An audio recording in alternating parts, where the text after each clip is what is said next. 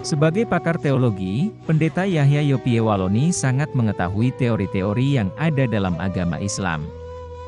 Meskipun masih beragama Kristen, Yahya memandang teori apapun yang ada di Islam sangat benar.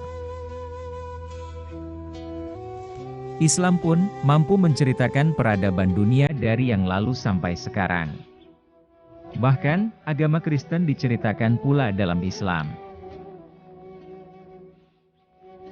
Namun, menurut pria kelahiran Manado tahun 1970 ini, yang paling membuatnya tunduk patuh hingga memutuskan untuk masuk Islam adalah, Islam menunjuk satu individu yang sangat tepat untuk menyebarkan ajarannya.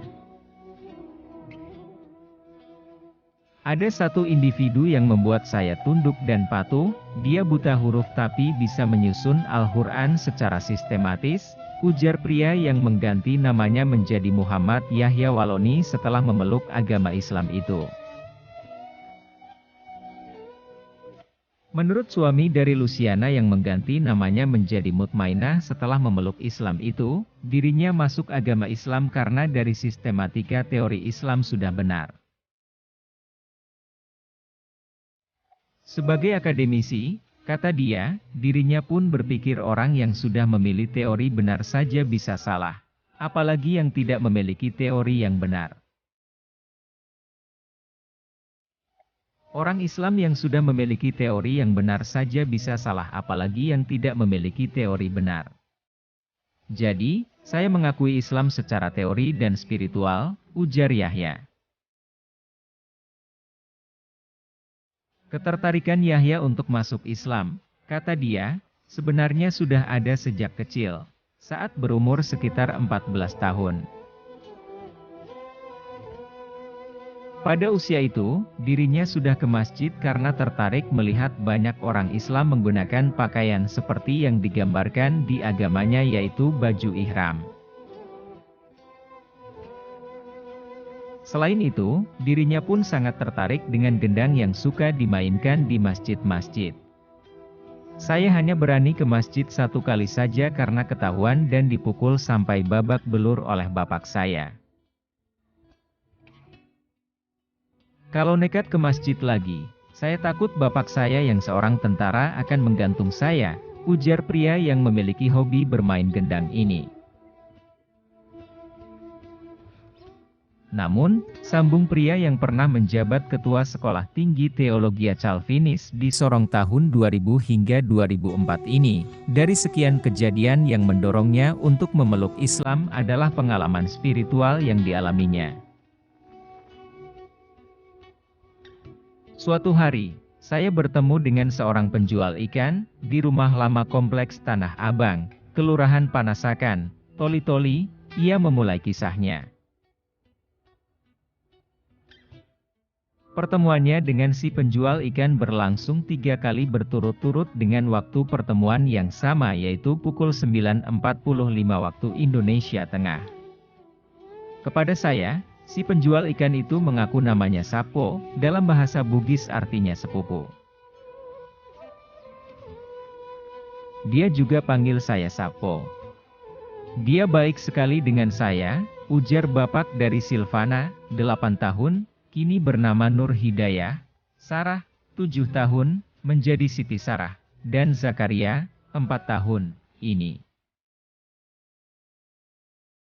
Setiap kali ketemu dengan si penjual ikan itu, kata Yahya, dirinya berdialog panjang soal Islam. Anehnya, kata dia, si penjual ikan yang mengaku tidak lulus sekolah dasar itu, sangat mahir dalam menceritakan soal Islam. Ia makin tertarik pada Islam. Namun, sejak saat itu, ia tidak pernah lagi bertemu dengan penjual ikan itu. Si penjual ikan mengaku dari Dusun Doyan, Desa Sandana, salah satu desa di sebelah utara kota Toli-Toli. Saat saya datangi kampungnya, tidak ada satupun warganya yang menjual ikan dengan bersepeda, tambahnya. Sejak pertemuannya dengan si penjual ikan itulah, katanya, konflik internal keluarga Yahya dengan istrinya meruncing. Istrinya, Luciana tetap ngotot untuk tidak memeluk Islam. Karena dipengaruhi oleh pendeta dan saudara-saudaranya. Ia tetap bertahan pada agama yang dianut sebelumnya. Jadi, kita memutuskan untuk bercerai, katanya.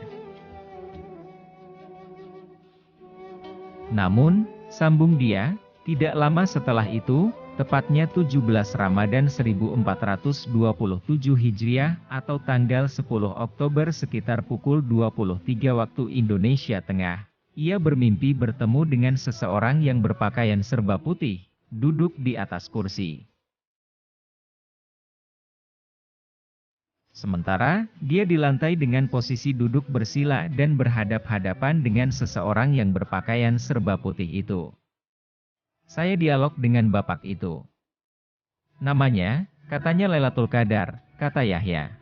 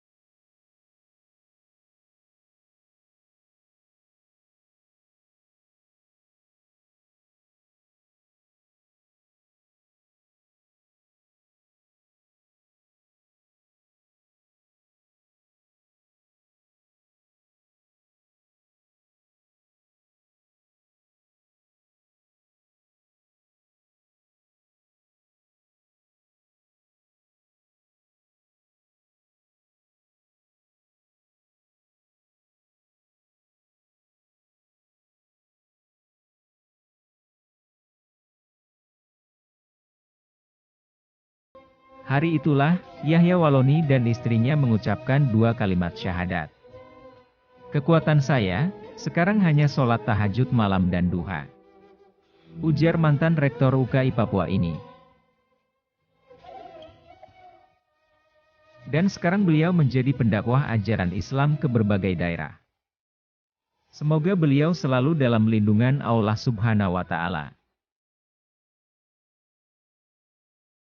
Terima kasih telah menonton video ini, semoga ada hikmahnya, dan jangan lupa menekan tombol subscribe dan nyalakan tombol notifikasinya, agar kalian tidak ketinggalan video lainnya.